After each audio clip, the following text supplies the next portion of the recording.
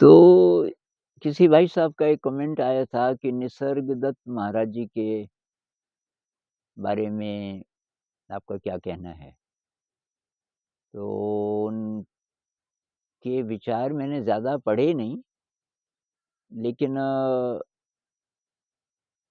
थोड़ा-सा मैंने पढ़ा, मुझे थोड़ा-सा मिला और तो मुझे कुछ-कुछ बात समझ आई कि वो बोल क्या रहे हैं। कुछ-कुछ जो रमण महर्षि भी बोलते हैं मेरे ख़्याल से। तो निसर्गदत्त महाराज जी कहते हैं कि मैं को पहचानो, अपने मैं को पहचानो और मैं शरीर हूँ या मैं मन हूँ या मैं ये हूँ या वो हूँ, उसको रिजेक्ट करो। क्योंकि जो आपका मैं है, वो उसके साथ किसी चीज़ को मत जोड़ो। तो मैं ये शरीर नहीं हूँ, ये शरीर तो ये बाहर के जगत का इस लीला का हिस्सा है, ड्रामा का हिस्सा है। मैं मन भी नहीं हूँ और उसके साथ रहो और वो जो है मैं, तो वो अनबॉर्न है। शायद ये अद्वैत फ़िलॉसफ़ी में भी कुछ ऐसा ही है, या जो कहता है ना कि आत्मा है, अजर है, अमर है, चिरंतन है, हिंदुइज़्म में कहते हैं, बात तो वही कह रहे हैं। लेकिन वो कह रहे हैं कि आपको और किसी चीज़ की ज़रूरत नहीं, उस मैं के साथ रहो।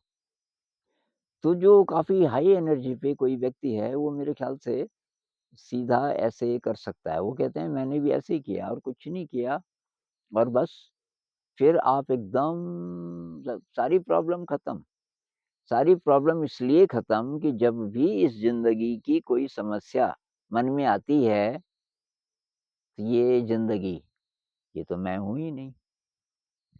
भई ये ज़िंदगी इसमें जो-जो एक्शन होगा वो तो इसका होगा ना। ये शरीर और ये मन, ये तो मैं हूँ ही नहीं। मैं इसका विटनेस, ये बोल सकते हैं कि मैं इसको जान रहा हूँ। ये जो जगत है, तो फिर ये नहीं आएगा कि ये मेरा घर है या भूकंप आया, घर खत्म हो गया, फ़र्क नहीं पड़ेगा। ये सब नाटक है, मतलब नाटक है और नाटक में रोल तो करना पड़ेगा। आप पे चोट लगी, तो दुःख दर्द होगा। दुःख शायद ना हो ऐसे लोगों को जो इस अवस्था में पहुँच गए, कष्ट शायद ना हो, लेकिन अ, मतलब दुःख ना हो लेकिन कष्ट तो होगा। कष्ट मतलब पेन, पेन की फीलिंग तो आएगी, तो उसका इलाज करना पड़ेगा।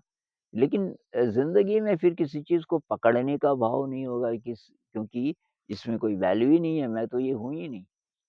अगर मैं टाइमलेस हूँ, बियॉन्ड टाइम एंड स्पेस हूँ, कभी मेरा जन्म नहीं हुआ, कभी मेरी मृत्यु नहीं होगी और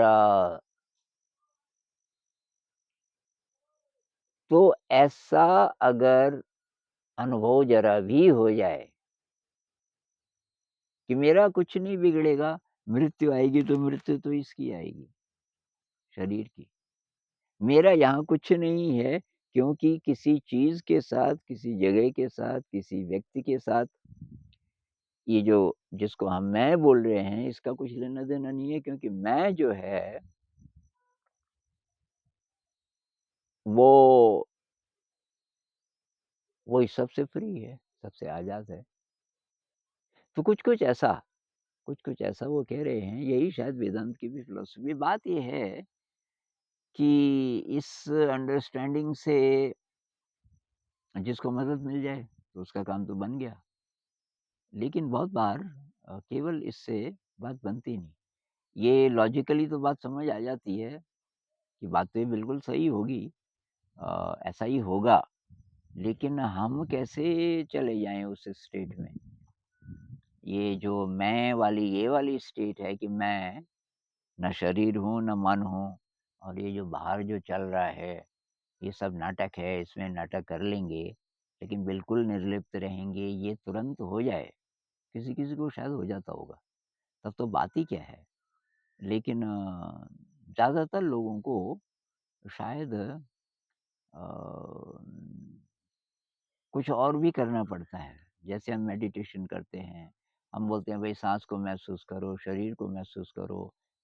ये सब क्यों करते हैं कि धीरे, धीरे, धीरे हमारा विवेक बढ़े और धीरे-धीरे हमारी जानने की शक्ति बढ़े और जानते-जानते शायद हम फिर मन को जानना शुरू करेंगे। मन को जानना शुरू करेंगे और ज़्यादा शक्ति बढ़ जाएगी और फिर जो अमनी दशा है, जब थॉट्स भी नहीं हैं, फिर हम उसको भी जानने लग जाएँगे। तब शायद हम उस स्टेट में थोड़ा बहुत पहुँच सकते हैं, जो निसर्गदत्त जी महाराज कह रहे हैं। और कुछ लोग अगर ऐसे हैं, जो सीधे मन को देख के समझ जाते हैं, ये जो थॉट्स चल रहे हैं, ये मैं नहीं हूँ।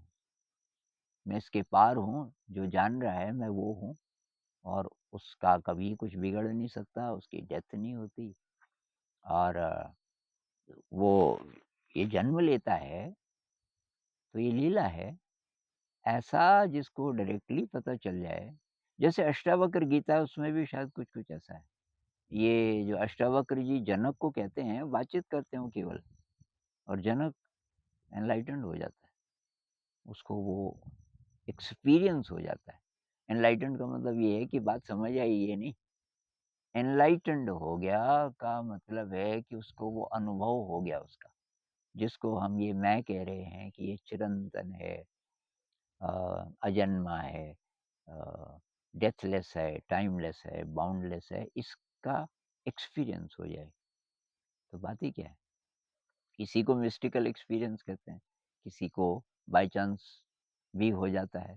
इसी को ध्यान की अप्रोच ये है कि धीरे-धीरे आप ये जिसको समाधि कहते हैं, उसके आस-पास पहुँच गए, तब आपकी ये जो फ़िलॉसफ़ी है, तब इसका आपको एक्सपीरियंस हो जाएगा।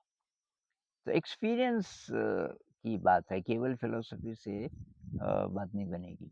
एक्सपीरियंस कैसे करें? तो ये शक्ति बढ़ाएँ जानने की। तो जानने की शक्ति कैसे बढ़ाएँ? उसी के लिए ये मेडिटेशन है।